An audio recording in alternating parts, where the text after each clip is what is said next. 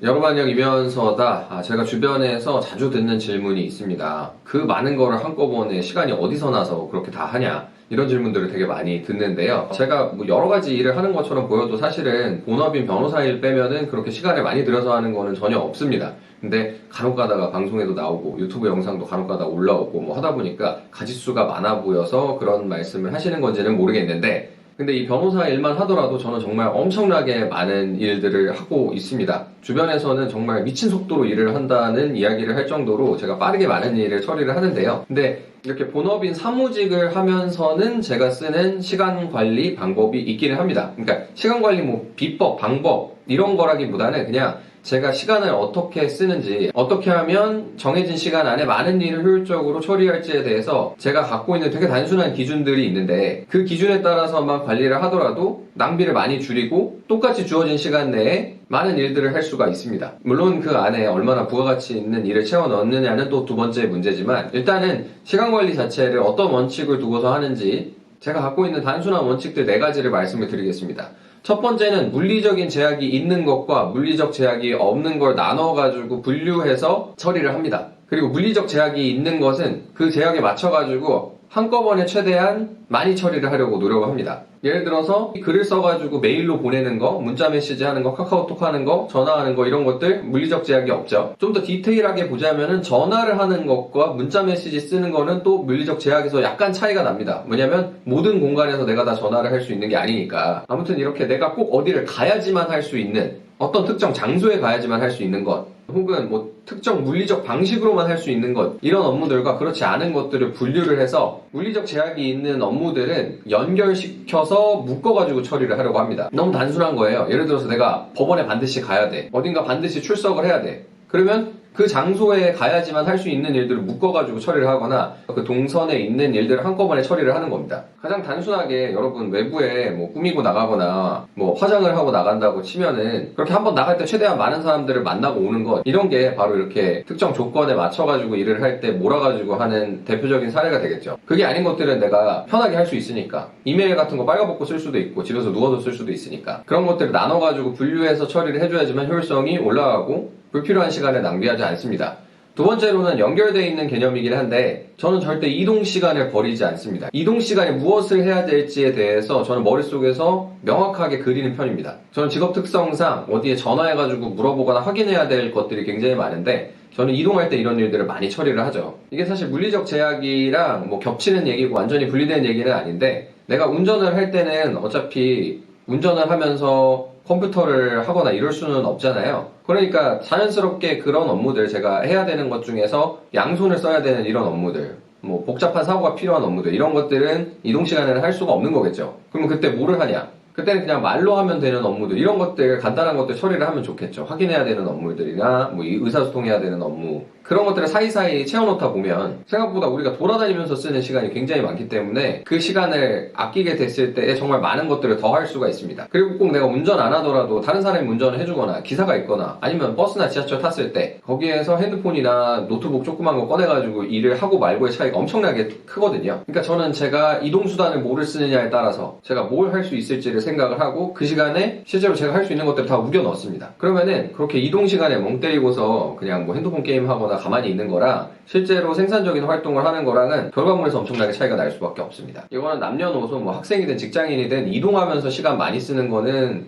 제가 보기에는 대부분의 사람들의 공통점이기 때문에 이거는 제가 특히 더 중요하게 생각해서 머릿속에 항상 두뇌 풀가동을 통해서 그 시간에 뭘 할까에 대해서 바로바로 판단해가지고 실행할 수 있도록 합니다. 그리고 세 번째, 이것도 비슷한 맥락인데 약간 조금 방향성이 다른 거거든요. 시간이 빌 때, 갑자기 시간이 뜰 때, 예기치 못한 이유로 갑자기 지금 뭔가 당장 할 게 없어, 이런 생각이 들 때 할 거를 바로바로 찾을 준비를 하는 게 중요합니다. 방금 이동 시간에 할 거를 찾는다는 건 내가 미리 내가 거기까지 갈 때 뭘 해야지, 내가 순간 여기에서 여기까지 이동할 때는 누구한테 전화를 해야지, 뭘 물어봐야지, 확인해야지, 내가 지하철 타고 갈 때는 뭐를 하면서 가야지, 이런 생각을 하는 것에 더 가까웠다면, 이 세 번째로 말씀드린 거는 이런 거죠. 내가 약속 시간에 10분 일찍 도착했어, 아니면 친구가 30분 늦게 온대, 이랬을 때 내가 그냥 남는 시간을 멍 때리면서 있는 게 아니라 그때 바로바로 할 수 있는 것들을 찾아가지고 할 수 있도록 준비가 돼 있어야 되는 거죠. 근데 그걸 생각해서 하려고 하면은 그때그때 고민이 뭐 심해지니까 그때마다 꺼내가지고 할 수 있는 것들을 습관에 들여놓으면 좋습니다. 예를 들어서 내가 책 한 권을 갖고 다니면서 틈날 때마다 읽는다든지, 아니면은 영어 공부 앱 같은 거를 설치를 해놨다가 틈나면 꺼내가지고 바로 그걸 한다든지, 이런 방식으로 내가 갑자기 붕 뜨는 진공 상태의 시간에 채워놓을 수 있는 무언가를 정해놓고 실행하도록 준비를 하면은 새는 시간을 확 줄일 수가 있죠. 물론 근데 저는 거의 그런 시간이 나지 않을 정도로 정신없는 경우가 너무 많기 때문에 그때 뭐 중간중간 뜨면은 보통 제가 미처 받지 못했던 전화를 한다든지 뭐 연락을 한다든지 거의 그런 것들로 채워나가고 있습니다. 근데 그게 없었을 때는 저는 뭐 유용한 정보를 얻는다든지 아니면 공부를 한다든지 조금이라도 더 생산적인 거를 바로 할 수 있도록 준비를 많이 했던 것 같아요. 그리고 마지막 네 번째 원칙은, 이게 점점 더 중요성이 커지고 있는 건데, 내 시간을 아껴주는 도구적인 것에 대해서 투자를 아끼지 않는다는 겁니다. 물론 이건 개인 형편에 따라서 좀 달라질 수 있는 건데, 저는 제 업무 효율을 높여주는 것, 내 시간을 아껴줄 수 있는 것은 값이 조금 나가더라도 사는 편입니다. 제가 3년에 한 번씩 이 맥북을 사서 바꾸거든요. 이제 이번 맥북도 바꿀 때가 거의 다 됐습니다. 마지막으로 산 지가 한 3년이 돼서 3년에 한 번씩 바꾸는데, 이거는 다른 이유는 아니고 그야말로 생산성을 높이기 위해서입니다. 이 맥북 바꾸면은 아마 제가 유튜브 영상 편집해가지고 올리는 것도 렌더링이 훨씬 빨라질 거예요. 그 이전에 바꿨을 때도 그랬거든요. 그리고 제가 100만원짜리 노트북을 사더라도 좋은 걸 살 수 있는데 굳이 맥북 프로를 4대째 바꿔가면서 쓰고 있는 이유는, 다른 컴퓨터, 다른 랩탑을 했을 때 제가 맥북으로 하는 것만큼의 속도가 안 납니다. 이 터치패드나 이런 것들이 제가 진짜 이 맥북으로 사물을 엄청나게 빨리 보는 편인데 절대로 그 정도의 속도가 안 나옵니다. 그냥 맥북이 아닌 다른 노트북을 썼을 때 그 속도가 절대 안 나오거든요. 그러니까 제가 그 전으로 돌아갈 수가 없는 거예요. 훨씬 비싸지만 갑자기 맥북 광고처럼 됐는데, 뭐 꼭 그게 맥북이 아니더라도 이런 방식으로 시간을 아껴줄 수 있고 효율을 높여줄 수 있는 거는 과감하게 투자를 합니다. 왜냐면 그게 결국은 돈을 더 버는 길인 걸 아니까.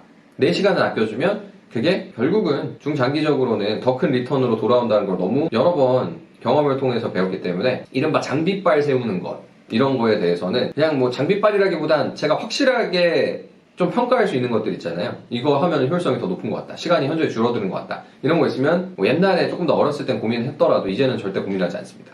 그냥 바로 지르죠. 그리고 꼭 이런 하드웨어뿐만 아니라 소프트웨어도 내 시간 아껴줄 수 있는 거 있으면은 너무 비싸지만 않으면 확확 질러버립니다. 그렇게 해가지고 내가 진짜 가시적으로 시간을 아낄 수 있는 게 보이기만 하면, 그런 원칙을 가지고 하다 보니까 같은 시간을 주더라도 남들보다 훨씬 많은 일을 처리할 수 있게 되는 것이죠. 저는 제가 할 줄 아는 일들 중에서 법률 분야를 제외하면 이 일반 사무를 정말 잘 본다고 자부하는데, 그 이유는 정말 미친 속도로 일을 하기 때문에 그렇습니다. 그러니까 이런 미친 속도로 일을 하다 보니까 본업에서 전문적인 것들을 하더라도 중간중간에 남들은 저거를 그 사이에 어떻게 하지 싶은 것들도 껴넣을 수 있는 게 아닌가라는 생각도 들고요. 그런 원칙을 가지고 하다 보면 이제 가짓수도 조금 더 늘릴 수 있고, 그냥 그런 원칙 없이 그때그때 생각나는 대로 하는 것보다는 훨씬 더 많은 일을 할 수 있게 되는 것 같습니다.